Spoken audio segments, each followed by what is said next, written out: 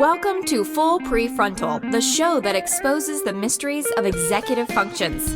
This show is a collection of conversations about the role of the prefrontal cortex, which impacts your focus, planning, problem-solving, emotional balance, and independence. These conversations will introduce mental tools that will empower you to shift your mindset for a successful life. And now, here's your host, Sucheta Kamath. And welcome back to Full Prefrontal, where we are exposing the mysteries of executive function. As always, I am here with our host, Sucheta Kamath. Good morning, my friend. As usual, so good to be with you. Very much looking forward to today's conversation. Same here, Todd. Great to be here with you as well. And I've been thinking about our topic of executive function. And recently I did a talk to almost 100 teachers. And in preparation, I had sent them a survey. And the question I asked is, what percentage of your everyday interactions with your students involve executive function? And to my surprise, most of them rated somewhere between 0 to 25%. And that just was very shocking to me. And one more question I had asked is, how many of your children struggle with attention? And boom, that number went very high. So what surprised me about that answer is, more importantly, the attitude that one harbors with respect to executive function. Unless the term or official diagnosis is involved, most educators are not comfortable with the term executive function. However, their description of the most problematic learner or most challenging kid in the classroom is the one with executive function. And that's what is so exciting about today's guest. I am going to be talking to somebody who understands this deeply and brings this into her work. You know, one of the things that is smashing about this guest is she gets it. I have been in the field for 20 years and I have seen a sort of evolution. First, people didn't even know the term frontal lobes, or let alone knowing that there are two of them, not one. And eventually it has evolved into describing social emotional difficulties, and then self-regulation, self-awareness, metacognition. And then we have landed in this zone where we are describing executive function as an umbrella, describing lots and lots of skills. So today, what we are hoping to do is, of course, understand this better. And who better than a fellow speech and language pathologist? And it's my total delight to introduce Hanna Bogen Novak. She is a speech and language pathologist and a social cognitive specialist based in Los Angeles, California, with primary focus on interventions that support self-regulation, social communication, executive functioning, social emotional development, and speech language deficits. Hanna is the owner of a Bogen speech language therapy practice. She has a new position as the SLP division director at the Center for Connection, co-founded by Tina Pei Bryson. And she has co-authored a book with Daniel Siegel, which is amazing. And Hanna is also co-creator of a spectacular curriculum. We'll talk about that today. It's called the Brain Talk curriculum. And in addition to her clinical work, Hanna provides training and consultation to schools, therapy teams, parents, to support greater understanding of our focus areas, as well as providing strategies and resources to professionals. So welcome, Hanna, to the podcast. Thanks so much. I am really excited to be here. So I have been asking this question of a lot of my guests. Since you specialize in executive function, do you mind telling us a little bit about your own executive function skills? And do you give yourself an A+? And so start there. What do you describe your skills to be? I have to think about how I would grade myself first, and then I'm going to explain my grade. I would like to think that I would give myself an A. Maybe not, though, because I have spotless, perfect executive function thinking skills. Though I would say what I do really well is I understand where my strengths are and where my challenges are, and I know how to compensate. And I actually think that that's a really helpful way for us to maybe think about and talk about executive function thinking skills with kids, because, you know, all of us have deficits. All of us have areas that are more difficult. All of us have sort of these relative strengths and relative challenges. And for me, I can tell you off the bat, one of my relative challenges is working memory. Mine too. Yeah. I think a lot of us who specialize in executive functioning know this about ourselves. A lot of us have working memory challenges. But on the outside, we don't necessarily appear like we have these huge deficits. And I think it's because we know how to seek the support that we need. We know how to use the right interventions. We know how to outsource when we get a little overwhelmed with how much stuff or information we're holding on to. And so we look pretty darn functional. And for some, like I also admittedly am totally type A. I love to be in control. So I'm a sucker for all of the more classic, like surface level executive functioning strategies. Like I love planners and color coded folders and calendars. Like I'm an alarm queen. I email myself reminders of things all the time because I figured out that that actually works for me. So Yeah, I always say, Hannah, sorry to interrupt you, but I always tell people, my executive function training skills literally come from all the tools and gadgets I know how to use and how I have taught myself to use. And not to brag, but I'm really awesome at it. Yeah. Oh, totally. I mean, this is why we can go out and teach this to other people because we've kind of figured it out. But it means that we've had to figure out what was hard for us in order to actually make it easier. And I think that's so much of the time, that's what's missing from the interventions that we do with kids is, and not even kids, it could be with teens, adults, whoever you might be working with. But we just don't spend any time helping them be aware of their own kind of constellation of strengths and challenges. And so it's really hard for them to know why they would need any strategies, when they would even initiate a strategy, how to use it, and then how to reflect on it, because that's a big part of figuring out what works. I'll use something like a new planner and I'll look at myself and say, gosh, I didn't even look at that after the first week. I love putting all my stickers in it and, filling it out with different colored pens, but I've got to find something that becomes more effective for me. So there you go. I'm going to be gentle with myself and give myself an A. And I am shocked, Hannah, that there's something underneath it. How anal retentive you sound, you should have given yourself A+++. But all right. Well, then I'll give myself an A++ with a fantastic stamp on top. So one more question about that.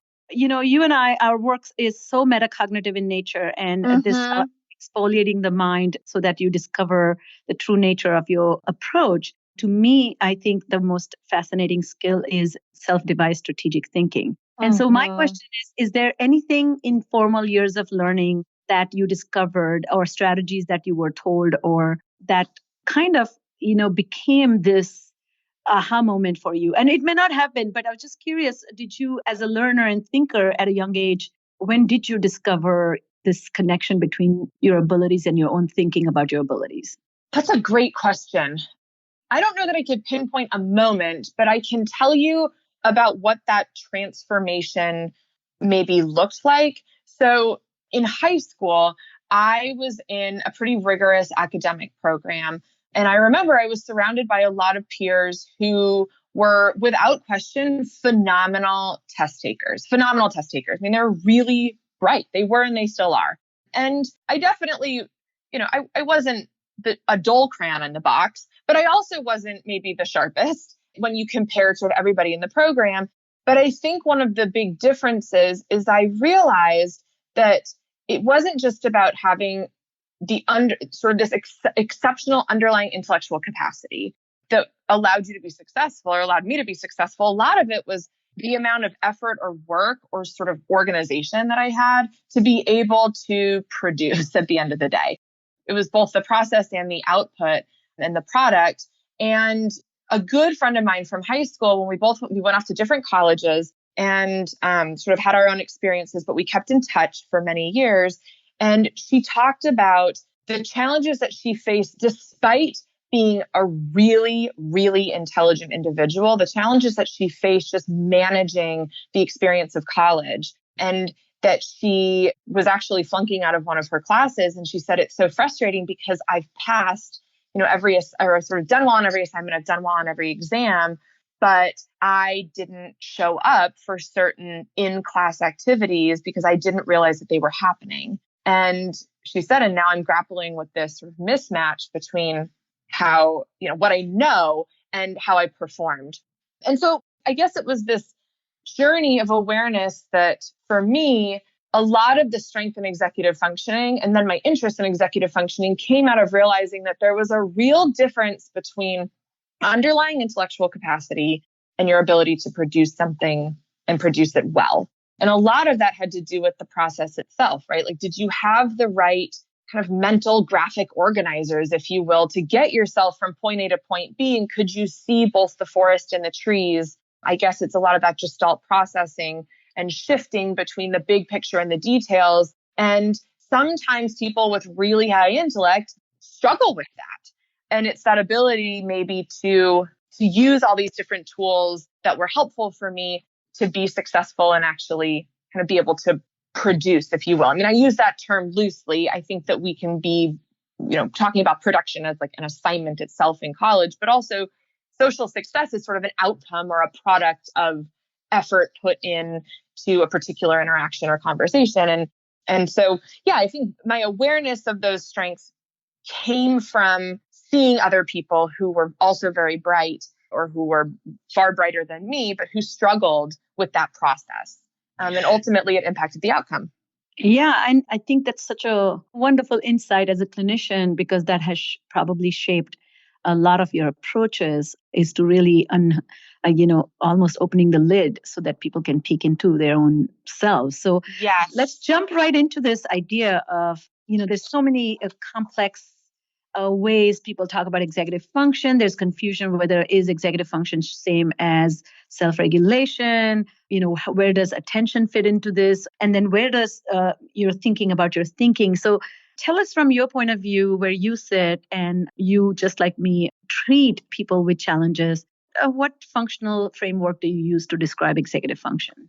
Well, I definitely agree with you. I think that there are subtle and sometimes a little more glaring, but often very subtle differences between how we define executive functioning among different professionals. And I think a lot of that has to do with the lens through which you're looking. So somebody who's really concerned with kind of neuroanatomy might have a slightly different lens than somebody who is really focused on day-to-day behavior. Not to say that there isn't an intersection between those folks, but somebody thinking more about structure might have a slightly different definition than somebody thinking more about behavior or function.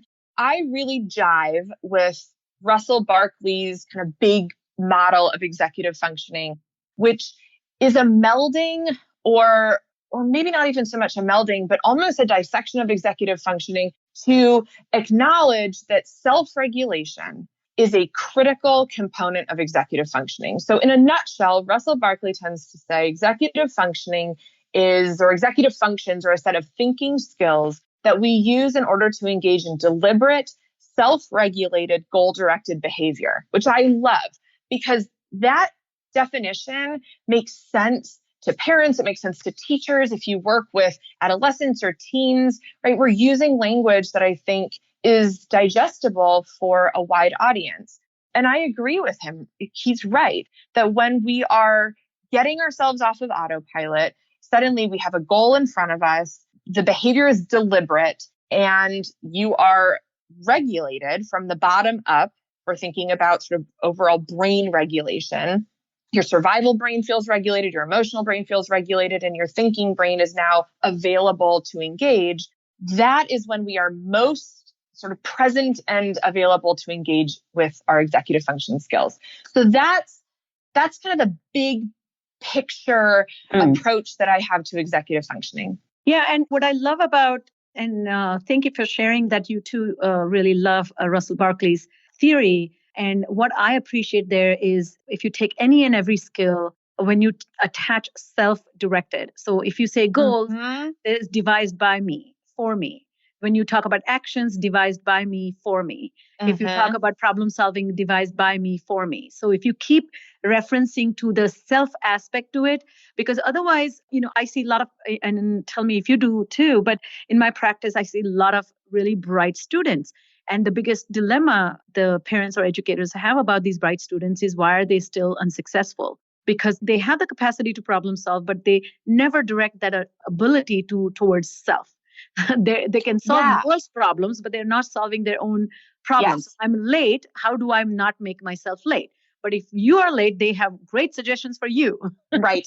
And I do think that is sort of the crux of I don't want to say where we failed in supporting executive functioning challenges with kids, but I think where there is still so much room for us to grow and develop interventions, which is we have wonderful, what I'm going to call strategic thinking tools for kids, right? There are books written about this or curricula that are out there. Sort of the tools themselves that we would give to a student in order to produce something, right? And a sort of an outcome or an actual product or a paper or whatever it might be. But if they can't figure out how it applies to them and what their own deficits are and have that real reflective review skill in place, then they end up being these students who are constantly dependent upon some other person to say, ooh, wouldn't it have been really great if you had used X, Y, and Z tool? Or gosh, I wonder why you were so unsuccessful. And the student can regurgitate why. They just can't initiate in the moment. And one of the things that I love about the Barkley kind of framework is that infusion of self-regulation. Which, it's funny, absolutely. if you ask like a group of parents or even a group of teachers or a group of whoever, what do you think of when you think of self-regulation? You'll hear answers like it's impulse control or it's anger management or, it's sort of these very narrow views of what regulation means. And I have had the pleasure of being able to do a lot of collaboration and work with a really brilliant educational therapist by the name of Carrie Lindemuth, who is the co-author and co-creator of the Brain Talk curriculum. And she has thought a lot about self-regulation as it relates to executive functioning. And she and I have really grappled with this. And the way that she describes it is as this multifaceted concept that I think gets at what you were emphasizing a few minutes ago with the need for strategies for executive functioning to be, at the end of the day, me-oriented. Like I need to be self-directed in my use of them. So she says self-regulation is about regulating your team, which is an acronym. I am a lover of acronyms. I think that they're the best. Talk about that. Team, yep. This is how, again, like working memory deficit. So acronyms save me. Team is broken down like this. T stands for your thoughts and attention. So bigger self-regulation requires regulation of your thoughts and attention. You mentioned it in the intro story that teachers are really concerned about their students' attention, right? Ding, ding, ding. Off the bat, we've got an element of self-regulation and bigger executive functioning going on. The E is emotional regulation. And I'm going to be really careful about what I'm talking about when I say emotional regulation. I am not saying that we are teaching kids how to control the emotions they feel. That's a pretty futile effort. I think that, there are strategies. Mindfulness is a really great way to get more acquainted with your emotions. And as mindfulness practice has become, I think, more commonplace in the educational setting, which is great. More and more, we're talking about emotions and emotional regulation as it relates to learning.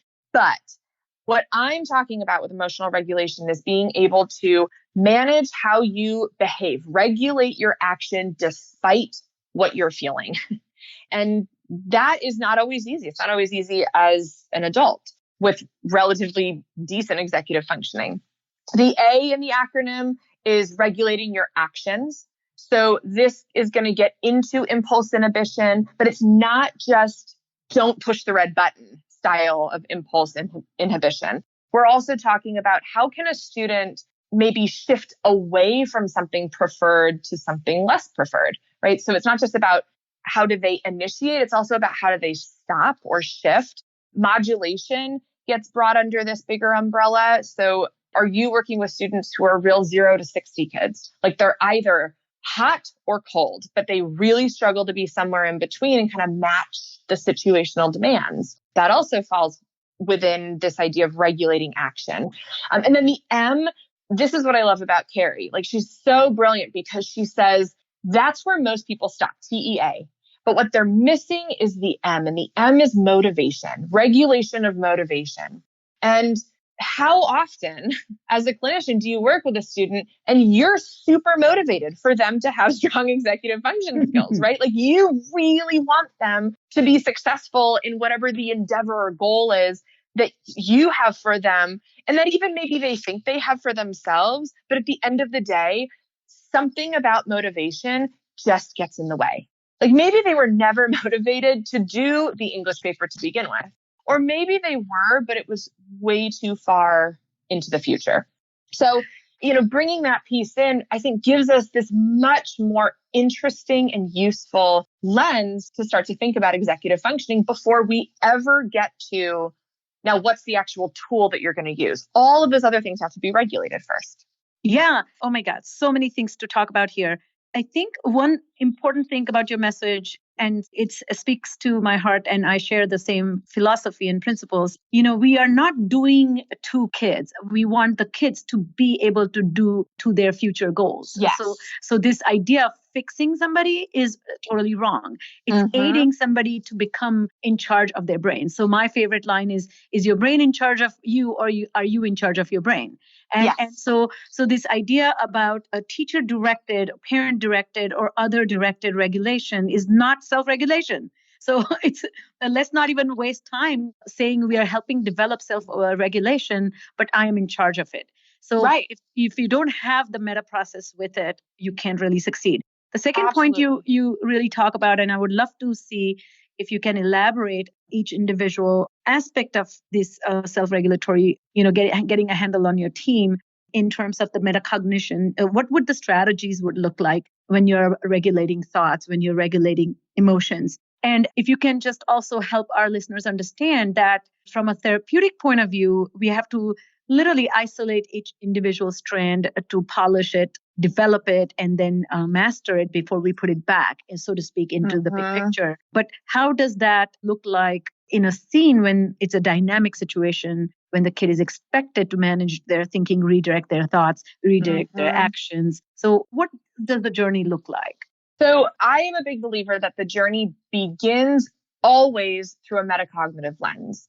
I think metacognition has really picked up in steam, right? It's like it's gotten some traction lately as a big buzzword, which is great because it is an important term as it relates to executive functioning. But just to make sure sort of I'm on the same page with you and listeners are all on the same page, basic idea of metacognition is your ability to not only think about your own thinking, but have kind of this introspective awareness, this self-awareness of, and I'm going to go back to this phrase, your constellation of strengths and challenges, right? We all have things that are relative strengths, relative challenges. And by understanding what those are, we begin to understand where we need support. And ideally, my understanding, me, myself, as potentially the client, is consistent with the understanding that somebody who is supporting me also has of how I think and how I function and what my strengths and challenges are. So regardless of the age, right, we need to be approaching interventions through a metacognitive lens. And if you work with really young students, and I do work with really young kiddos, I do some early intervention work, there is still a place for this kind of self-awareness and brain learning to come into therapy. And certainly as students either get older or sort of more developmentally capable, we can do a lot more. We can dive a lot deeper into them understanding themselves. So I really start with students hearing the same message that I'm saying on this in this conversation, which is that they have a regulation team. Like we start with, what does your brain look like? Let's get sort of a general sense of what's happening in your brain when you feel an impulse to react, versus what's happening in your brain when you're able to sort of thoughtfully or mindfully respond. And that takes time, and we might just focus on that for a while, or we might be doing that alongside with other interventions. And as we go through that, we begin to go through this process of a client meeting themselves, right? Like they need to understand what's going on their own self-regulation team. So if you're thinking specifically about thoughts and attention, a really nice place to start is beginning to have a client acknowledge, when is my attention shifting away from whatever the task is or whatever my goal is? And am I able to come back?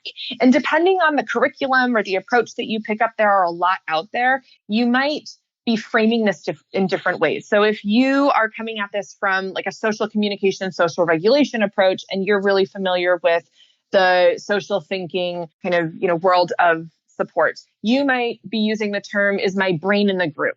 Do you mean the really... We Thinkers curriculum? Yeah. So We Thinker, even there's other curricula within the social thinking umbrella that would reference the idea of your brain being in the group as well. So that relates to attention, your ability to attend to the salient thing, whether that's a specific task that you're doing or whether that's, it's something important in a social interaction. Other people like to use, there's a neat little book that's kind of its own curriculum called Hunter and His Amazing Remote Control, right? I've seen that one get used. And this idea of your brain is kind of like a remote control, and we have the ability to control what channel we're on. So I actually really do like that metaphor, I guess, when you're working with younger kids, like, oh gosh, what channel is your brain on right now? Because we're all over here on the, math channel. I wonder what channel your brain is on. And we're always doing this in a neutral or sort of observational way. Because if you say to a child, what channel is your brain on, Jackson, and Jackson says, it was on the, SpongeBob SquarePants channel, and you immediately sort of go after him, right? Like it's an immediate punitive consequence. Like, well, we're supposed to be on the math channel and you're not with the group. Jackson is never going to want to tell you what channel his brain is on again, right? Like we've now associated this self-awareness with a really punitive outcome, when in reality, what I believe is the ideal response is like, wow, I am so proud you figured out what you were thinking about. You figured out what your attention was stuck on. That's really cool. Here's the thing, right? We're going to borrow some language from like Ross Green's collaborative problem solving script. I love that phrase. Here's the thing. We're over here on the math channel. I wonder how we can help your brain shift, or I wonder how we can help you come back to the group planner. Again, whatever language it is that you're using therapeutically, I think you can fit that in. And so then the next step within intervention is kids have to be able to understand, is the distractor that they're experiencing internal or external, right? Is it something that's kind of environmentally driven? Like, holy cow, the fact that I sit right next to the door of my classroom, and every time a group of students walks by, my attention is pulled away and I have such a hard time shifting back. That would be an external distractor. Or is it more internal? Yeah. Can I quickly ask you about this? So self-awareness is a double-edged sword, isn't it? Uh-huh. So more aware you become, more depressed you're likely to become to recognize that I suck. Yes. And I say that with great love for our young learners. So, right. So you're right. I think that how do you see when you're bringing somebody to discover this about self without feeling discouraged, but also when you begin to exfoliate this or address this in a group setting, as everybody's asked to take temperature of their own selves, what if you're so way off that it becomes a source of embarrassment rather than insight? And as you know, a lot of our kids who struggle with self-awareness are also emotionally labile. They tend to cry easily, they tend to lose it easily. So do you have some ideas how to redirect that particular aspect? Well, I think that this is where we as speech language pathologists, really can either borrow from or get actual support from some of our related professional colleagues, right? Like this is where we start to dip into understanding the importance of like safe attachment and safe relationships between a therapist or a support person and a student, so that we've developed kind of this safety net, right? Like a very real emotional safety net where a child can be vulnerable with us and know that it's okay to acknowledge that something might be challenging. I think in the process as well of identifying what might be going wrong, we have to be really conscientious that we're also identifying their strengths. And I'm not saying this, from the, I love that. Everybody has something they're good at, and everybody, sure, whatever. But I mean, in a very real sense, everybody does have something that they are sort of capable of doing. And we all know as therapists, you have to use what a student can do well to facilitate what's challenging for them, right? Like we all kind of know that. And I think we have to make that very apparent to students as we're working with them. Everything isn't challenging. And if you're hearing that language from students, everything is hard. I'm not good at anything. Like I'm the worst. If you're hearing that really extreme language, that should be a red flag that there is a bigger emotional regulation challenge going on, or there's a bigger sort of perceptual challenge going on. right? That's kind of that black or white thinking. It's the all or nothing language. And all of us can buy into that at different times in our life. So you may need to take a little side trip to really explore, is that like a one-time, I was frustrated and I was triggered and I kind of went there as a client, but I'm able to be pulled back. And once my thinking brain kind of turns back on, I can challenge what those extreme beliefs are. Or is that a place that your client is getting really stuck?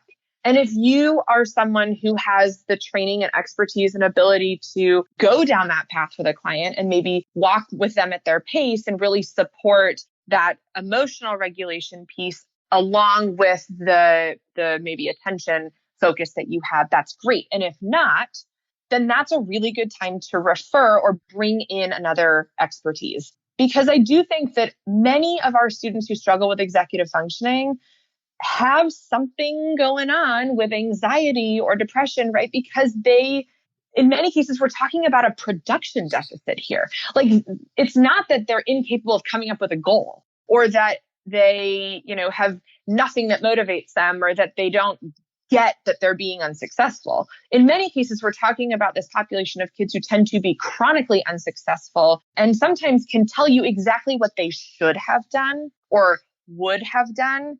It's that they're getting hijacked. Their thinking brain is getting hijacked by their survival and emotional brain through dysregulation, and they just can't access the strategies that they have been taught, if they've been taught strategies. So I think we have to really care for the emotional well-being as we explore some of this and be very intentional about helping students identify where their strengths do lie. And that's across the board. That's whether you're thinking Absolutely. about And I really like it. Thank you for really roping this idea of the dysregulation that you're going to bump into, that is going to give an impression that you're having a setback or the child is having a setback. But yeah, it's a group of deficits that create these barriers in adjusting and adapting and flexibly moving on to life's demands. One interesting thing you said about the children when they're stuck, I think often a lot of times clinicians come in with an agenda or teachers come in with an agenda with a way to support the child. And there's a pushback about the way the support is offered. And the support is not even begun. But there is a resistance to the support. And many clinicians I have spoken to and I train, and the teachers I train talk about that they suddenly become annoyed. And then their own emotional dysregulation steps in and creates absolutely miniature havoc. Yes. Yeah. Oh, yeah. Dysregulation totally breeds dysregulation. And I said at one point, admittedly, I don't know how articulately, but I think what I said earlier is a student ideally needs to have a consistent awareness to the awareness that we as a support person have. And in many cases, that's not where we start, right? So a student may not even realize how much support they're getting to be successful. They may think they're being relatively independent, or they may not even realize how independent they could be, right? Like there's this mismatch. There's a tool that I love to use when I'm doing trainings, sort of with big groups, but also when I'm in a more consultative setting and I'm working with maybe let's say like in a parent meeting between parents and teachers and a student. And it's called the POP-in support scale. And POP stands for point of performance, which is a term that references how much support do I need in the moment that I am executing a task. That's what point of performance support would be. And so everybody should picture in your thought bubble a 5-point scale, like a basic, 5 at the top all the way down to 1. And the idea is we're moving from 1 up to 5 in the intensity of how much support a student needs to be successful. And how we would fill that in, of course, varies student to student and by age or by developmental level, right? Like an older student might have more access to technological support than, say, what a 4-year-old would have. But generally speaking, the big tenets are this. If you are at a 1 or a 2 level support, then that means in this pop-in support scale that you yourself are able to somehow manipulate some kind of tool or strategy in your environment in order to be successful. You understand that you're outsourcing to some extent, but you are the one doing it and you remember to do it and you're successful doing it. So a good example of that is when I put an appointment in my own calendar on my phone, and then I add an alert to remind me about it 5 minutes before it happens. That's me manipulating my own environment using strategies to be successful, right? Exactly. So self-identified and self-evaluated, like efficacy of it. Okay, great. Yes, great. Exactly. Yeah. The minute that you move from a 2 to a 3, you're going to cross something that when I say we, I'm saying Carrie Lindemuth, the brilliant educational therapist I mentioned before, who actually really figured this scale out. So when she and I talk about this, we say when you cross from a 2 to a 3, you have crossed the big divide. And the big divide is the difference between myself, am managing the strategies to someone else just got involved. So when you're at a level 3, someone else is now supporting me, but they're doing it in this distant way. So if I need my mom to send me a text message when I get home from school in order to remember to let the dog out, that's a level 3. Like my mom has now stepped in, but with a little bit of support, I'm able to be successful. Exactly. When you move from a 3 to a 4, you've crossed the little divide. The little divide means not only is someone else involved, but now they have to share space with me. So a 4 is they need to share space with me to get me started on whatever it is I'm doing. And again, you can think about this as isolated task specific or social interaction specific. If you're a therapist who does group therapy or really focuses on social communication, and you're like, look, this doesn't apply to me, you are wrong. Because how often are you sort of helping a student initiate in a social interaction and then you're pulling away, right? Like we're talking about scaffolded support here. So at a 4, you're with that child getting them started, or the child themselves needs support. And by the time you reach a 5, they need someone consistently with them in order to be successful. And I love to use this scale, right? Like I will sit down with it with a group of people, ideally with the student present, if it's appropriate. And we really talk about like, gosh, what are we seeing? Everybody has a different sense of what's going on, and we need to figure out where we're starting. And it's okay if a student needs level 5 support. Like there's nothing inherently wrong with level 5. And in fact, all of us as functional adults need level 5 support sometimes when we do something totally new. Like if I had to change the air filter in my car, I would need level 5 support. I would need somebody with me, sharing space with me, walking me through it the entire time. Does that mean I would need level 5 support forever? Probably not. But I definitely would at first, and that's okay. The problem lies in a moment where a child is saying, I'm totally cool with level 5 support across the board. Exactly. And the people supporting them say, I hear you, and we cannot offer you level 5 support. So that's one issue.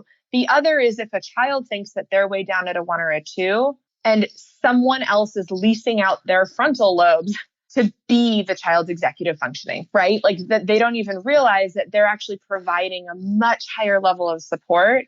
And we now need to grapple with, okay, where are we starting and where are we going? And so we say to students, independence does not come from being at a 1 for everything or a 0, right? I don't even need strategies. I just remember everything. That's not the goal. The goal is that you know what amount of support you need and you effectively access it. That is self-advocacy. That is effective executive functioning, and it's metacognition. It's like everything. And it's just the starting point. Now we're ready to actually intervene, right? Exactly. And so my philosophy is it's all about backing up. It's about saying we've got a really nice house that we're building, but we're doing it with a really crummy foundation. And so we've got to back up if you want this house to stand around for 100 years.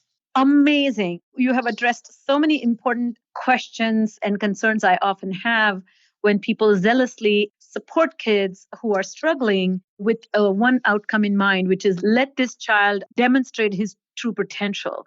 And I have always argued that supported true potential, is it really true potential?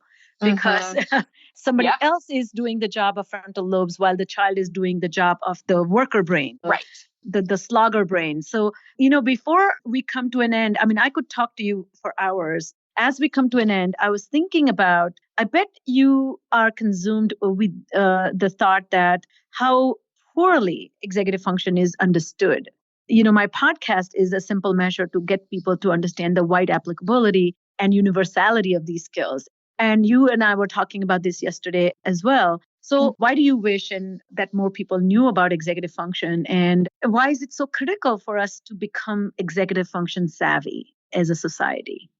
I don't know if it's so much of the specific content that I wish they knew, but I'll do what I've claimed that I'm constantly doing, which is backing up a little, which is to say, I wish that there was an across the board acceptance of the fact that understanding what's going on in our brains when we have an impulse to react versus, the ability to make a plan and sort of go through this process of mindfully responding. I wish that it was understood that that is important for every single person in their development. Like no one is harmed by knowing more about their brain at all. Like there's not a downside to that. There's really only, in my opinion, an upside and a potential. And I think, just sort of narrowing the lens and looking at the educational domain for a moment, I do think that we are seeing an awakening to the importance of supporting self-regulation and executive functioning in the learning sphere.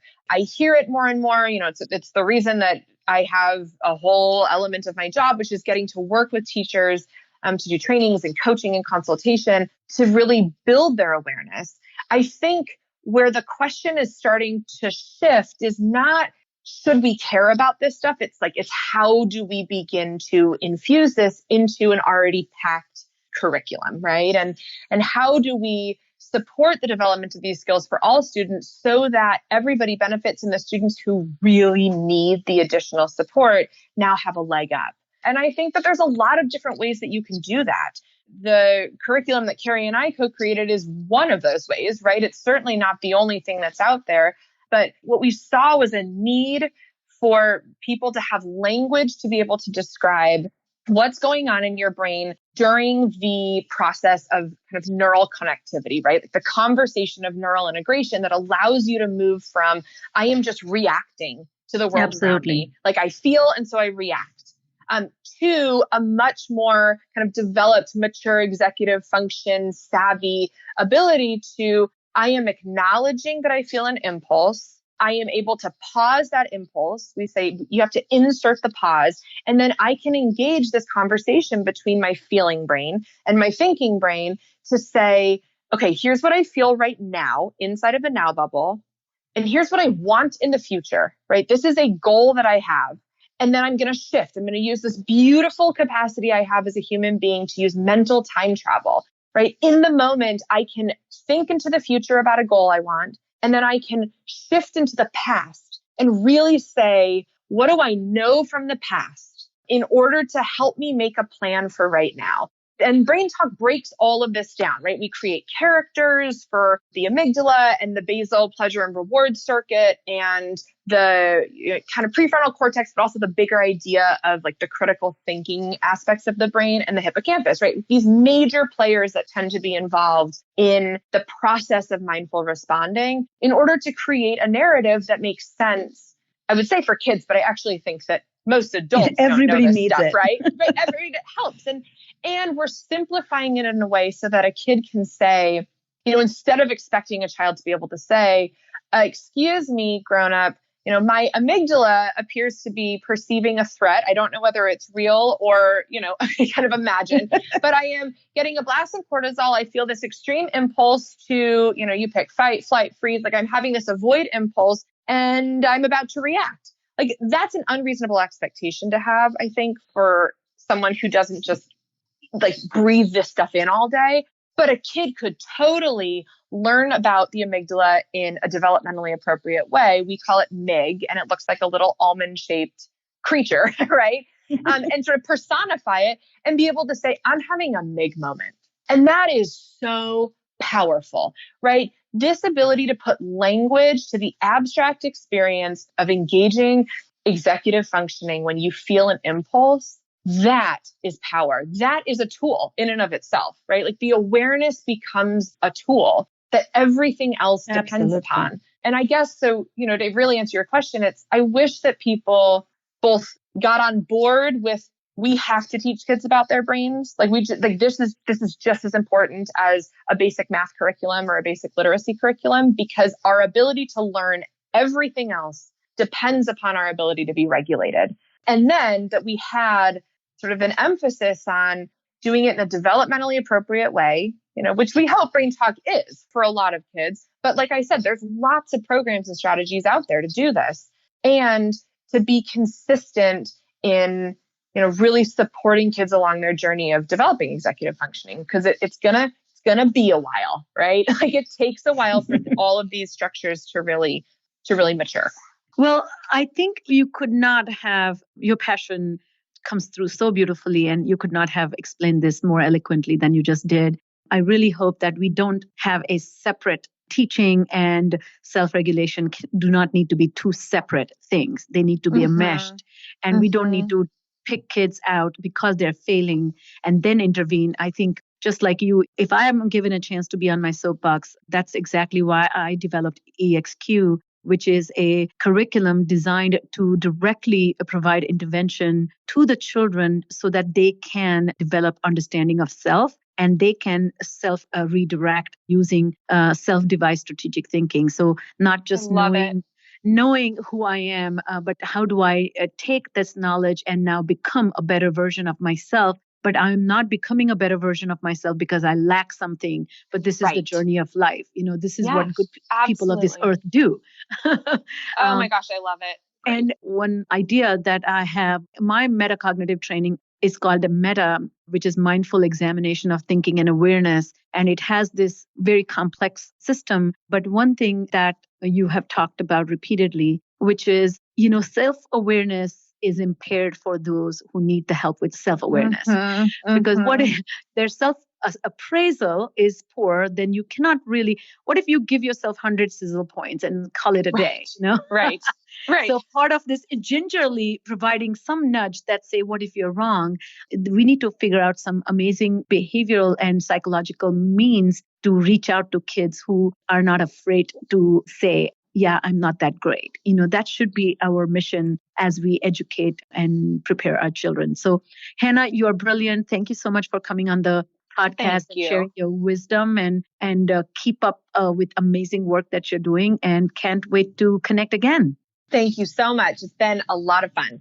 All right, that's all the time we have for today. And if you're like me, I took an awful lot of notes. So if you know of someone who might benefit from listening to today's conversation, we would be most grateful if you would kindly forward it to them. So on behalf of our host, Sucheta Kamath, today's guest, Hanna Bogen Novak, and all of us at Cerebral Matters, thanks for listening today. And we look forward to seeing you again right here next week on Full Prefrontal.